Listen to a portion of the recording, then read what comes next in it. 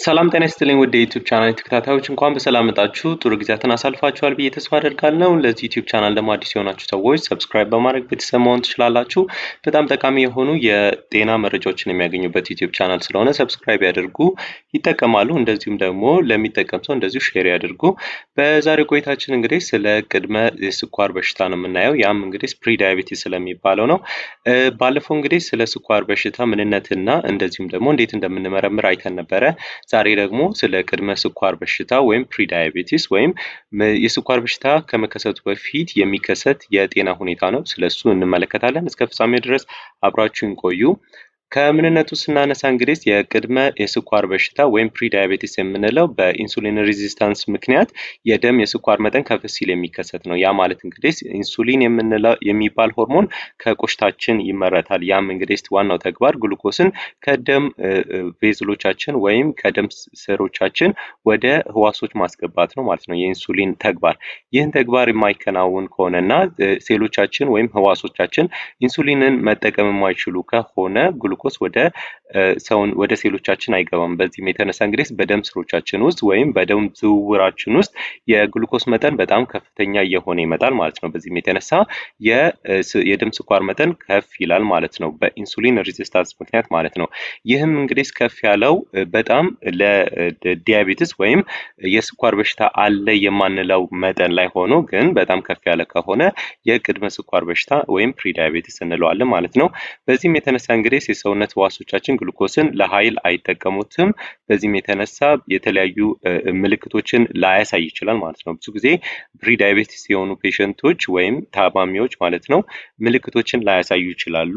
ጀስት ሩቲንሊ ምርመራ በምናደርግበት ጊዜ የደም ምርመራ በምናደርግበት ጊዜ ነው ከፍ ብሎ የምናገኘው ማለት ነው የደም ስኳር መጠንን። የዛኔ ፕሪ ዳያቤቲስ ብለን እንመረምራቸውና ከዲያግኖስ ካደረግናቸው በኋላ እንግዲህ ላይፍ ስታይል ሞዲፊኬሽን እና አንዳንድ ምክሮችን እንመክራቸዋለን ማለት ነው። ስለዚህ የስኳር መጠን ከፍ ሲል ግን ከፍታው ወይም ከፍ ያለው መጠን ለስኳር በሽታ ዲያግኖስ ማድረግ የማንችል ከሆነ የዛኔ የቅድመ ስኳር በሽታ ወይም ፕሪ ዳያቤቲስ እንለዋለን ማለት ነው። እንግዲህ አሁን ምንን መርምረን ነው የምናገኘው ይሄ ፕሪ ዳያቤቲስ የምንለው ስናይ እንግዲህ የጾም የደም ስኳር መጠን እንለካለን ማለት ነው። ቢያንስ አንድ ሰው ለ8 ሰዓታት ምንም ነገር ሳይወስድ፣ ያ ማለት እንግዲህ ውሃ መውሰድ ይቻላል። ከውሃ በቀር ግን ምንም ካሎሪ ያለው ወይም ካርቦሃይድሬት ያላቸው ምግቦችን ወይም መጠጦችን ምንም ነገር ሳይወስድ ከውሃ በስተቀር ማለት ነው እንለካቸዋለን ለ8 ሰዓታት ከጾሙ በኋላ ማለት ነው። የዛኔ ስንለካ የስኳር መጠን የደም ስኳር መጠን ከ100 እስከ 125 ሚሊግራም ፐር ዴሲሊትር ወይም ከ5.6 እስከ 6.9 ሚሊሞል ፐር ሊትር ከሆነ ያን ጊዜ ፕሪ ዳያቤቲስ ነው። ዳያቤቲክ አይደለም። ያ ማለት የስኳር በሽታ አለ ሳይሆን ለስኳር በሽታ የቀረበ የደም ስኳር መጠን ከፍ ብሏል። ያንን የፕሪ ዳያቤቲስ ወይም የቅድመ ስኳር በሽታ እንለዋለን ማለት ነው። ሌላኛው ደግሞ የ2 ሰዓት የግሉኮስ ምርመራ እንለዋለን። ያም እንግዲህ የ2 hours ፖስት ፕራንዲያል ወይም ከምግብ ከእንትን በኋላ የግሉኮስ 75 ግራም የሆነ ግሉኮስ እንሰጣቸውና መጠጥ ማለት ነው። ይህንን ከጠጡ በኋላ የምንለካው የስኳር መጠን ነው ማለት ነው። ይህም እንግዲህ ለመጀመሪያ የምናደርገው ምንድነው እንደ ጾም የደም ስኳር መጠን እንደምንለካው ቢያንስ ለ8 ሰዓታት ይጾማሉ። ከዛ እንለካቸዋለን። ከዛ በኋላ 75 ግራም የሆነ ግሉኮስ መጠጥ እንሰጣቸዋለን ማለት ነው። ያ 75 ግራም ግሉኮስን ከወሰዱ በኋላ ከ2 ሰዓታት በኋላ የደም ስኳር መጠናቸውን እንለካዋለን። የዛኔ ስንለካ እንግዲህ የደም ስኳር መጠናቸው ከ140 እስከ 199 ሚሊግራም ፐር ዴሲሊትር ወይም ከ7.8 እስከ 11 ሚሊሞል ፐር ሊትር በሚሆንበት ጊዜ ያ ጊዜ ፕሪ ዳያቤቲስ ወይም የቅድመ ስኳር በሽታ አለ ብለን ልንናገር እንችላለን ማለት ነው። ሌላኛው ደግሞ ሄሞግሎቢን ኤዋንሲ የምንለው የደም ምርመራ አይነት ነው ማለት ነው። ይህንን እንግዲህ የደም ሳምፕል እንወስድና ባለፉት 2 ወይም 3 ወራት ውስጥ የደም ስኳር መጠን ቁጥጥራቸው እንዴት ነበር የሚለውን ያሳየናል ማለት ነው። ሄሞግሎቢን ኤዋንሲ ስንለካ እንግዲህ ከ5.7 እስከ 6.4% በሚሆንበት ጊዜ ይህንን ፕሪ ዳያቤቲስ ወይም የቅድመ ስኳር በሽታ ልንለው እንችላለን ማለት ነው። ስለዚህ እነዚህን ለክተን የቅድመ ስኳር በሽታን መኖሩን ልናቅ እንችላለን ማለት ነው። ከ6.5 በላይ በሚሆንበት ጊዜ ሄሞግሎቢን ኤዋንሲ ያንን የስኳር በሽታ እንለዋለን። የ2 ሰዓታት የግሉኮስ ምርመራ የግሉኮስ ቶለራንስ ቴስት እንለዋለን። እሱን የግሉኮስ መቻቻል ምርመራ ማለት ነው። ስለዚህ እሱን ለክተን ከ200 ሚሊግራም ፐር ዴሲሊትር በላይ ከሆነ የስኳር በሽታ አለ እንላለን። የደም ስኳር መጠንን ለክተን እንግዲህ ከ126 ሚሊግራም ፐር ዴሲሊትር በላይ ከሆነ ያንን የደም ስኳር በሽታ አለ እንላለን ማለት ነው። ስለዚህ የስኳር በሽታ የሚሆነው ከነዚህ ከመጨረሻ ወይም ትልቁ ቁጥር እዚህ ጋር ከምታዩዋቸው ከነሱ በላይ በሚሆንበት ጊዜ የዛኔ የስኳር በሽታ አለ እንላለን። ግን ከነሱ በታች ሆኖ በእነዚህ ሬንጆች ውስጥ በእነዚህ ቁጥሮች መካከል በሚሆንበት ጊዜ ግን የቅድመ ስኳር በሽታ ወይም ፕሪዳያቤቲስ አለ እንላለን ማለት ነው። ምን አይነት ምክንያቶች ለፕሪዳያቤቲስ ያጋልጡናል የሚለውን ስናይ እንግዲህ ብዙ ጊዜ ከላይፍ ስታይል ጋር የተገናኘ ነው። የአኗኗር ዘይቤዎች ናቸው ብዙ ጊዜ ለፕሪዳያቤቲስ የሚያጋልጠን ማለት ነው። እዚህ ምስል ላይ እንደምታዩት እንግዲህ ወደ እዚህ በወገብ አካባቢ የሚከማች የስብ መጠን እነሱም ለእነዚህ ለፕሪዳያቤቲስ፣ ለስኳር በሽታ፣ ለጉበት በሽታ፣ ለተለያዩ ለልብ በሽታና ለደም ግፊት በሽታ የመጋለጥ እድላችንን በጣም ከፍተኛ የሚያደርግ ሁኔታ ነው ማለት ነው። ስለዚህ ቦዲ ማስ ኢንዴክስ የምንለው አለ። ቦዲ ማስ ኢንዴክሳችን እንግዲህ እዚህ ጋር እንደምታዩት ከ25 ኪሎግራም ፐር ሜትር ስኩዌር በላይ በሚሆንበት ጊዜ እና 25 እና ከዛ በላይ በሚሆንበት ጊዜ የዛኔ ኦቨርዌት ናቸው ወይም የእንትን አለ ማለት ነው። ውፍረት በጣም ኦቤሲቲ አለ ማለት ነው። ለወንዶች እንግዲህ የወገብ ዙሪያ ወይም ዌስት ሰርከምፈረንስ የምንለው አለ ማለት ነው። ያ ዌስት ሰርከምፈረንስ ለወንዶች ከ94 ሴንቲሜትር በላይ በሚሆንበት ጊዜ እና ለሴቶች ደግሞ ከ80 ሴንቲሜትር በላይ በሚሆንበት ጊዜ ለቅድመ ስኳር በሽታ የመጋለጥ እድላቸው በጣም ከፍተኛ ይሆናል ማለት ነው። አንዳንዴ ደግሞ ለወንዶች ከ102 ሴንቲሜትር በላይ በሚሆንበት ጊዜ ለሜታቦሊክ ሲንድሮም ለሚባል በጣም አስፈሪ ለሆነ የበሽታ አይነት ልንጋለጥ እንችላለን ማለት ነው። ለሴቶች ደግሞ ከ88 በላይ በሚሆንበት ጊዜ ለስኳር ለተለያዩ ሜታቦሊክ ሲንድሮም ለሚባል ለመጥፎ የጤና ሁኔታ ሊጋለጡ ይችላሉ ማለት ነው። ሌላኛው እንግዲህ የአካል ብቃት እንቅስቃሴ አለማድረግ፣ አብዛኛው ጊዜ ተኝቶ ማሳለፍ፣ አልኮል መጠጣት፣ እንደገናም ደግሞ አይነት 2 ስኳር በሽታ በቤተሰብ ታሪክ ውስጥ ካለ ለምሳሌ የወላጆች አንድ ወላጅ ወይም እናት ወይም አባት ማለት ነው።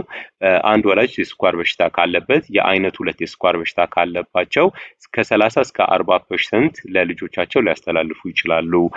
ሁለቱም ደግሞ ወላጆች ካለባቸው የስኳር በሽታ ካለባቸው አይነት 2 ለሚባለው ማለት ነው ከ50 እስከ 70% ለኦፍስፕሪንጎቻቸው ወይም ለልጆቻቸው የማስተላለፍ እድል ሊኖር ይችላል ማለት ነው። ስለዚህ በቤተሰብ ሊተላለፍ ሄሬዲተሪ ወይም ጄኔቲክ ኔቸር አለው ማለት ነው። ሌላኛው ደግሞ እድሜያቸው የገፋ ሰዎች ማለት ነው 45 ወይም ከዛ በላይ የሆኑ ሰዎች ለፕሪዳያቤቲስ የመጋለጥ እድላቸው ከፍተኛ ነው። ያው እድሜ በጨመረ ቁጥር አብዛኛው ሰው አክቲቪቲ ይቀንሳል፣ በትክክል አይንቀሳቀሱም። እንደገና አብዛኛው ጊዜ ቁጭ ብለው ነው የሚያሳልፉት። የኦፊስ ሰራተኛ ነው የሚሆኑት በአብዛኛው ጊዜ 45 በላይ ማለት ነው። ስለዚህ ቁጭ ብለው ነው የሚያሳልፉት ኦፊስ ውስጥ ወይም ቢሮ ውስጥ ማለት ነው። እና ሌላም ጊዜ ደግሞ እንደ ድሮ ጀስት ተንቀሳቅሰው ስለማያሳልፉ እንደዚህ ለውፍረት የመጋለጥ እድላቸው ከፍተኛ ነው። ከዛም በተረፈ ደግሞ ለቅድመ የስኳር በሽታ ወይም ለፕሪዳያቤቲስ የመጋለጥ እድላቸው ከፍ ያደርገዋል ማለት ነው። እነዚህ ምክንያቶች ለፕሪዳያቤቲስ ያጋልጣሉ ማለት ነው። ለምንድን ነው አስፈላጊ የሆነው ማለት ፕሪዳያቤቲስ ብለን ዲያግኖስ ማድረግ ያለብን ወይም የቅድመ ስኳር በሽታ ለምን ግዴታ ማወቅ አስፈለገን? ዳይሬክትሊ ለምንድን ነው የስኳር በሽታ የማንለው ማለት ነው? የስኳር በሽታ ከሌለ የስኳር በሽታ የለም የማንልበት ምክንያት እና ለምንድን ነው ፕሪዳያቤቲስ ማለት ያስፈለገን የሚባለውን ስናይ እንግዲህ ለወደፊት እነዚህ ፕሪዳያቤቲስ ያለባቸው ሰዎች ወደፊት እንግዲህ በስትክክል ካልተቆጣጠር ነው የአይነት 2 የስኳር በሽታ የመጋለጥ እድላቸው በጣም ከፍተኛ ነው ማለት ነው። ስለዚህ ወደፊት የስኳር በሽታ ሊያዙ ይችላሉ። ሌላኛው ደግሞ ለደም ስርና ለልብ በሽታ የመጋለጥ እድላቸው በጣም ከፍተኛ ነው። ለኩላሊት በሽታ፣ ለአይነ ስውርነት፣ እንደገና ለልብ በሽታ፣ ለነርቭ በሽታ እና የደም ስሮች እነዚህ የመጥበብና እንደዚሁም ደግሞ የመጎዳት እድልን ሊያመጡ ስለሚችሉ የቅድመ ስኳር በሽታን ዲያግኖስ ማድረግ ወይም መመርመር አስፈላጊ ሆኖ ይታያል ማለት ነው። ስለዚህ በየ6 ወር ለሜዲካል ቼክአፕ ወይም በየ1 ዓመት ለሜዲካል ቼክአፕ መሄድ ያስፈልጋል ማለት ነው። የቅድመ ስኳር ካለባችሁ ደግሞ በየ3 ወሩ እየሄዳችሁ መለካትና እንደዚህ ሐኪም የሚላችሁን ምክር መስማት አለባችሁ ማለት ነው። እኔ ደግሞ ቀጣይ ምክሩ ምን እንደሆነ ነግራችኋለሁ ማለት ነው። መከላከያና ሕክምናው ምንድነው? ፕሪዳያቤቲስ ካለባችሁ ወደፊት የአይነት 2 በሽታ የአይነት 2 የስኳር በሽታ እንዳትያዙ ምን ማድረግ አለባችሁ የሚለውን ስናይ እንግዲህ አንደኛና በዋነኛነት የአኗኗር ዘይቤ ለውጦች ማድረግ ያስፈልጋል። ያም እንግዲህ ከአመጋገብ ይጀምራል። ጤናማ የሆነ አመጋገብ ያስፈልጋል። ለምሳሌ ፍራፍሬዎች፣ አትክልቶችና ፋይበር የበለጸጉ ሚዛናዊ የሆነ አመጋገብ ዌል ባላንስድ የሆነ ዳይት መመገብ ያስፈልጋል ማለት ነው። ፋይበር ለምንድን ነው የሚጠቅመው ብለን ስናይ እንግዲህ የምትበሏቸው ካርቦሃይድሬቶች የምትበሏቸው ምግቦች ወደ ሰውነቶቻችን ሙሉ በሙሉ እነዚህ ካርቦሃይድሬቶች እንዳይወሰዱ ያደርጋል እና ቶሎ ደግሞ እንድንጠግብ ያደርጋል። ከዛም ባለፈ ደግሞ የሆድ ድርቀትን የሚከላከል ነው ማለት ነው። ስለዚህ ፋይበር በጣም ብዙ ጥቅሞች ነው ያሉት ለአንጀቶቻችን፣ ለማይክሮባዮሞች በጣም አስፈላጊ የሆነ ነገር ስለሆነ ፋይበር በትክክል መጠቀም ያስፈልጋል ማለት ነው። ስለዚህ እነዚህ ፋይበሮችን የምታገኙት በአብዛኛው በፍራፍሬዎችና በአትክልቶች ነው። ስለዚህ ተጠቀሟቸው። ያም ጤናማ የሆነ አመጋገብ የደም ስኳር መጠናችሁ እንዳይበዛ ሊያደርግ ስለሚችል ማለት ነው። ሌላኛው ደግሞ የአካል ብቃት እንቅስቃሴ ማድረግ ነው። የአካል ብቃት እንቅስቃሴ ስታደርጉ ግዴታ ጂም ውስጥ ገብታችሁ እንትን ማለት የለባችሁም። ጂም ውስጥ ገብታችሁ ትላልቅ ክብደቶች አንሱ ማለት አይደለም። ትንሽ እንኳን በምትችሉ ተቀምጣችሁ አታሳልፉ ነው። ወክ ማድረግ ለ30 ደቂቃ ወክ የምታደርጉ ከሆነ አስፈላጊ ነው። ከዛ በቀር ደግሞ እነዚህ ስፕሪንቲንግ ወይም እነዚህ ሩጫዎችን መሮጥ ትችላላችሁ። እንደገናም ደግሞ ጂም ውስጥም ራሱ ኤክሰርሳይዝ ማድረግ ትችላላችሁ። ቀላል የሆነ ክብደት ይዛችሁ ማለት ነው። በሳምንት ከቻላችሁ በሳምንት ለ150 ደቂቃዎች በቀን ደግሞ ለ30 ደቂቃዎች ማድረግ ትችላላችሁ ማለት ነው ኤክሰርሳይሶችን። ስለዚህ በሳምንት 3 ኤክሰርሳይዝ ማድረግ ወይም የአካል ብቃት እንቅስቃሴ መስራት ለወደፊት ለፕሪዳያቤቲስ እንዳትጋለጡ እንደገናም ደግሞ ለወደፊት ደግሞ የስኳር በሽታ የደም ግፊት በሽታ እንዳትያዙ ሊያደርግ ስለሚችል የአካል ብቃት እንቅስቃሴ መዘንጋት የለበትም። እነሱን አድርጉ። ሌላኛው ደግሞ ክብደትን መቀነስ ነው። ዌት ሎስ ወይም ክብደት መቀነስ በጣም አስፈላጊ ከሆኑ የፕሪዳያቤቲስ ወይም የቅድመ ስኳር በሽታን ፕሪቬንት ወይም መከላከል ከምንችልባቸው መንገዶች መካከል ዋነኛው ነው። ክብደት ስንቀንስ በሰውነቶቻችን ያሉት ፋቶች ይቀንሳሉ፣ በልባችን ላይ የሚደረገው ጫና ይቀንሳል፣ በጉበቶቻችን ላይ የሚደረገው ጫና ይቀንሳል። እንደገናም ደግሞ ብዙ ምግብ የማንበላ ከሆነና የምንበላው ምግቦችን ፖርሽን የምናደርግ ከሆነ ፕሌት ሜተድ የሚባል አለ። የሳህን መንገድ አለ፣ የሳህን ዘዴ የምንለው ማለት ነው። የፕሌት ሜተድ ወይም የሳህን ዘዴን ቀጣይ ቪዲዮ ላይ ሰራላችኋለሁ። ለስኳር በሽተኞች በጣም አስፈላጊ ከሆኑ የመንገዶች ናቸው።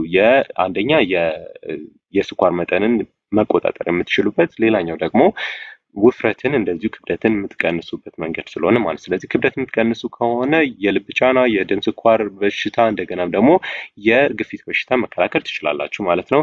ሌላኛው ደግሞ የሕክምና ክትትል ማድረግ ያስፈልጋል። ኖርማል እንደዚህ የስኳር መጠናችሁ ከፍ ካላለ በየ6 ወር ወይም በየ1 ዓመት ማድረግ ትችላላችሁ። ግን የቅድመ ስኳር በሽታ ወይም ፕሪዳያቤቲስ ካለባችሁ ግን ከ3 እስከ 6 ወራቶች ባሉት ውስጥ በሕክምና በሐኪም መታየትና የደም ምርመራ ማድረግ ያስፈልጋል ማለት ነው።